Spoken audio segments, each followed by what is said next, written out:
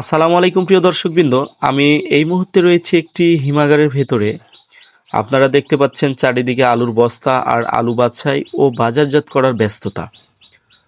আজকের ভিডিওতে আমরা দেখাবো কিভাবে হাজার হাজার বস্তা আলু হিমাগার থেকে বের হয়ে দেশের বিভিন্ন বাজারে পৌঁছে যাচ্ছে। প্রিয় দর্শক, আমরা বাজারে গিয়ে খুব সহজেই আলু কিনে নিয়ে আসি, কিন্তু সেই আলু বাজারে পৌঁছানোর পেছনে কত মানুষের পরিশ্রম জড়িয়ে আছে তা অনেকেই জানি না। আপনারা দেখতে পাচ্ছেন প্রথমে হিমাগারে সংরক্ষিত আলুগুলো নির্দিষ্ট সেটে ঢালা হচ্ছে। এরপর শ্রমিকরা খুব সতর্কতার সঙ্গে আলু বাছাই করছেন।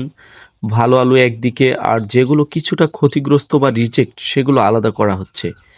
এরপর আলুগুলো কিছুক্ষণ খোলা জায়গায় রাখা হয় যাতে অতিরিক্ত আর্দ্রতা বা ঘাম শুকিয়ে যায়, কারণ হিমাগার থেকে বের হওয়ার পর সরাসরি বস্তাবন্দি করলে অনেক সময় আলুর মানের উপর প্রভাব পড়তে পারে।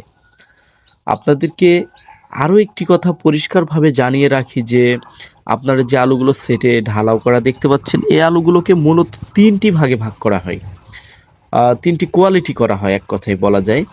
প্রথমে যেগুলো ভালো আলু সেগুলোকে একদিকে করা হয়, রিজেক্টকে আলাদা করা হয় এবং এখান থেকে কায় আলাদা করা হয়, অর্থাৎ যেগুলো ছোট কোয়ালিটির আলু সেগুলোকে, অর্থাৎ তিনটি ভাগে ভাগ করা হয়, একটি আলুকে তিনটি কোয়ালিটি করা হয়। দর্শক, এখানেই শেষ নয়, এরপর শুরু হয় বস্তাবন্দি করার কাজ। শ্রমিকরা সারিবদ্ধভাবে আলু বস্তায় ভরছেন, প্রতিটি বস্তার নির্দিষ্ট ওজন অনুযায়ী প্রস্তুত করা হচ্ছে। কেউ বস্তা ধরে আছেন, কেউ আলু ভরছেন, আবার কেউ সেলাই করছেন। একটি হিমাগারে প্রতিদিন শত শত নয়, অনেক সময় হাজার হাজার বস্তা আলু বাজারজাত করা হয়, আর এই পুরো কাজের সঙ্গে জড়িত থাকেন অসংখ্য শ্রমিক ও ব্যবসায়ী।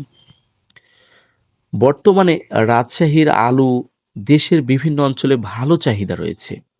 আজকের বাজার অনুযায়ী ডায়মন্ড আলু প্রায় 18 থেকে 18.5 টাকার মধ্যে কেনা বেচা হচ্ছে, এবং যেগুলো লাল স্টিক আলু রয়েছে সেগুলোও কিন্তু মোটামুটিভাবে একটা ভালো দামে বেচা কিনা হচ্ছে, 17 থেকে 17.5 টাকার মধ্যে। বলা যায় যে রাজশাহীর আলুর চাহিদা কিন্তু প্রচুর পরিমাণে রয়েছে, যার কারণে কিন্তু ব্যবসায়ীরাও আলু বের করতে আগ্রহী হচ্ছেন।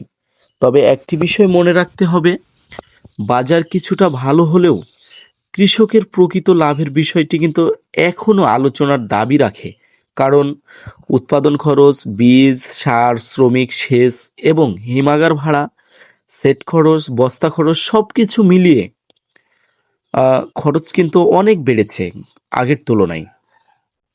তারপরে গত বছরের তুলনায় এবছর বস্তার কিছুটা সংকটের জন্য বস্তায় কিন্তু এক্সট্রা কিছুটা খরচ যোগ হয়েছে, এবং পরিবহন খরচ বেশি পড়েছে এবছর। তেলের আমরা জানি যে জ্বালানি সংকট ছিল। তারপরও আশার বিষয় হলো, বর্তমানে দেশের বিভিন্ন অঞ্চলে আলুর চাহিদা অব্যাহত রয়েছে, মোকামগুলো ধীরে ধীরে সক্রিয় হচ্ছে এবং হিমাগার থেকেও আলু বের হওয়ার পরিমাণ বাড়ছে। দর্শক, আপনারা এখন যে দৃশ্য দেখছেন এটি শুধু আলুর বস্তা নয়, এর সঙ্গে জড়িয়ে আছে একজন কৃষকের কয়েক মাসের পরিশ্রম, ব্যবসায়ীর বিনিয়োগ এবং শ্রমিকদের ঘাম। হাজার হাজার বস্তা আলু প্রতিদিন দেশের বিভিন্ন প্রান্তে যাচ্ছে যাতে আমাদের খাদ্য চাহিদা পূরণ হয়। তাই একটি আলুর পেছনেও রয়েছে অনেক মানুষের শ্রম ও সংগ্রামের গল্প। সর্বশেষ আপনাদের কাছে একটি প্রশ্ন রাখতে চাই, আপনার মতে বর্তমান বাজারে কৃষক লাভে আছেন নাকি এখনও লোকসানের ঝুঁকিতে রয়েছেন? কমেন্টে আপনার মূল্যবান মতামত জানাতে ভুলবেন না। আর যদি ভিডিওটি ভালো লাগে তাহলে লাইক, শেয়ার এবং ফলো করতে ভুলবেন না। সবাই ভালো থাকবেন, সুস্থ থাকবেন। আল্লাহ হাফেজ।